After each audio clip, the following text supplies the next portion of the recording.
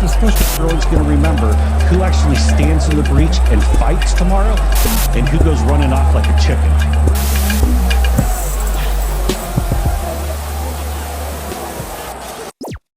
I'd like to say a few words tonight about the search for truth. Without truth and a principled fidelity to truth and shared facts, our democracy will not last. Censorship, the suppression or prohibition of any parts of books, films, news, etc. that are considered obscene, politically unacceptable, or a threat to security. It happens all around us. Since the rise of technology, censorship on social media platforms has become a popular discussion these days. On September 9th, a Texas governor proposed a bill that would stop social networks from restricting users from spreading their personal beliefs. However, as of December 9th, the law was blocked by a federal judge. While this sparked national outrage, it's important to know why we as citizens take our rights to freedom so seriously. On December 15, 1791, the First Amendment was ratified along with 9 other amendments to the U.S. Constitution. This law was made to protect citizens from censorship.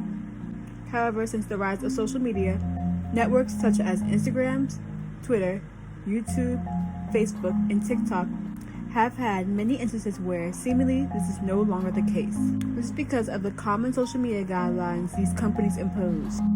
These policies often include the restriction of impersonations, bullying, misleading information, self-harm, and sexual service towards minors. According to Section 230, a section of Title 47, they are allowed to restrict a post if they do not meet the community guidelines. However, these policies are not being fairly applied to each user. It is ironic that when the subject is net neutrality, technology companies, including Facebook, Google, and Twitter, have warned about the grave threat of blocking or throttling the flow of information on the internet. Meanwhile, these same companies are actively blocking and throttling. The call to action started when Texas Republican Party Governor Greg Abbott noticed that posts about conservative political views were unrightfully being taken down on several social media platforms. Unfortunately, Republicans aren't the only group battling the same issue. During the Black Lives Matter movement in 2020, many creators on the social media app TikTok spoke out about the suppression of videos on activism and racism after they noticed their videos disappearing. However, this is not the first incident where TikTok has admitted to restricting users. In 2019, TikTok released a statement claiming that they have been censoring disabled, LGBTQ+, and fat content creators from the app to avoid their chances of getting bullied. Not only does this contradict their guidelines by restricting potential victims, but not the actual assaultants. It's also insulting to the users who experience these circumstances by hiding their truth. Okay, so I'm Corbin. I got my friend Bryce here, and we're just going to talk about censorship in today's world. So how do you feel about censorship and free speech? Do you feel like people should be able to say whatever they want without it being taken down because of censorship? Yeah, I feel like people should be able to say whatever they want, because like freedom of speech, we should be able to say whatever we want without it being censored. What about, I know you seem like you're kind of like against censorship, but for things such as hate speech, like racist organizations posting things against minorities and such, and things against women, how do you feel about that? Well, yeah, I guess certain things shouldn't be on the internet. Like, you shouldn't be able to spread hate like that.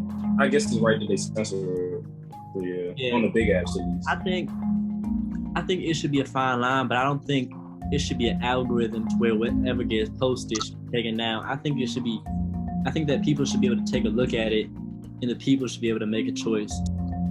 These companies do not have bad intentions, but they aren't necessarily helping either. There's nothing wrong with setting certain guidelines. In this age of technology, there are many obstacles that threaten our peace. However, when guidelines are falsely applied or distributed, this is when it becomes a problem.